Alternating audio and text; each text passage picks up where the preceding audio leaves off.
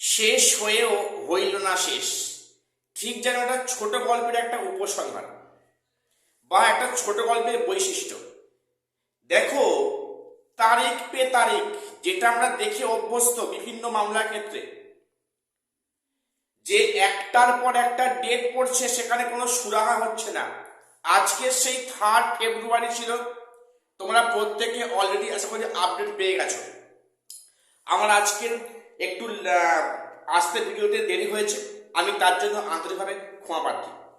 তো আজকের বিষয়টা কি হলো, আদপে সেখানে নিড ফল বিগ জিরো কেন বললাম, প্রত্যেকে ভিডিওটা শেষ অবধি মন দিয়ে শোনো। দেখো, আজকের আমরা সবাই আশা করেছিলাম হয়তো কিছুটা হলেও, যে হয়তো এক্সপিরিয়েন্সের 10 মার্কস নিয়ে কিছু একটা পজিটিভ আপডেট হয়তো আসবে। তো সেটা তো এলোই না। উপরন্তু সেখানে আবার পরবর্তী শুনানির তারিখ 10ই ফেব্রুয়ারি বলা হলো।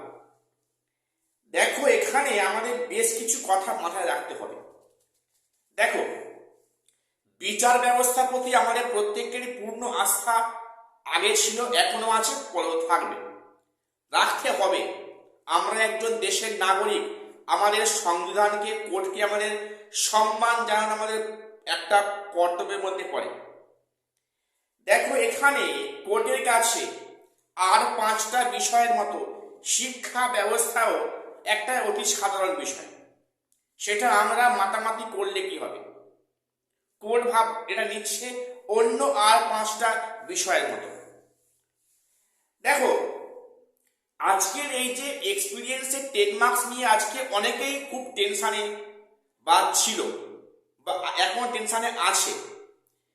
দেখো, এখানে এক্সপিরিয়েন্সের 10 মার্কস যদি সেখানে বাতিল হয়, তাহলে অনেক এমপ্যানেল যারা আছে তারা ওয়েটিংয়ে যাবে, আবার যারা ওয়েটিংয়ে আছে তারা কিন্তু এমপ্যানেলড হবে। এই যে একটা চেঞ্জ হবে। অথবা সেখানে এক্সপিরিয়েন্সের 10 মার্কস বাতিল না হলে যদি সেটা আফটার ইন্টারভিউ পরে যোগ করা হয়, তাহলে কিন্তু সমস্ত প্যানেল পুরো ওলটপালট হয়ে যাবে। এবং সেটা নিয়ে অনেকে দুশ্চিন্তায় আছে, নাকি সেখানে 10 মার্কস যেটা করছে এসএসসি সেটাই বহাল থাকবে। সে বিষয়ে একটা কোনো পার্মানেন্ট সলিউশন আমরা প্রত্যেককে আমরা দাবি করছি, যে হয় 10 মার্কস থাকুক, যেটা কমিশন ঠিক মানে করছে এটা করুক। এটা এটা একটা পরিষ্কার একটা ক্লিয়ারলি বলটা কিন্তু খুব এসেন্সিয়াল। সেটা নিয়ে অনেকেই টেনশনে বা চিন্তার মধ্যে আছে। কাজেই এটা নিয়ে আবার পরবর্তী ডেট পড়লো 10ই ফেব্রুয়ারি। দেখো, আজকে যেটা হলো, অ্যাডভোকেট জেনারেল কিশোর দত্ত স্যার উনি হচ্ছে কি যেটা বললেন যে ওনাদের এখনো কিছু বক্তব্য বলার আছে, এবং সেটা কোর্ট সেটা অবশ্যই শুনতে হবে। যেহেতু এখনো তাদের বক্তব্য কিছু আছে, হ্যাঁ, তো সেই বক্তব্য না শোনা অবধি বিচারপতি অমৃতা সিনহা ম্যাম এ বিষয়ে কোনো জাজমেন্ট দেবেন না। অর্থাৎ আগামী 10ই ফেব্রুয়ারি এখানটা ডেট ডিক্লেয়ার করা হয়েছে। সেই ডেটে হয়তো অ্যাডভোকেট জেনারেল কিছু বক্তব্য রাখবেন এক্সপিরিয়েন্সের 10 মার্কসের পক্ষ হয়ে, কমিশনের পক্ষ হয়ে। এবং তাই এই ডেটটা পিছিয়ে গেল।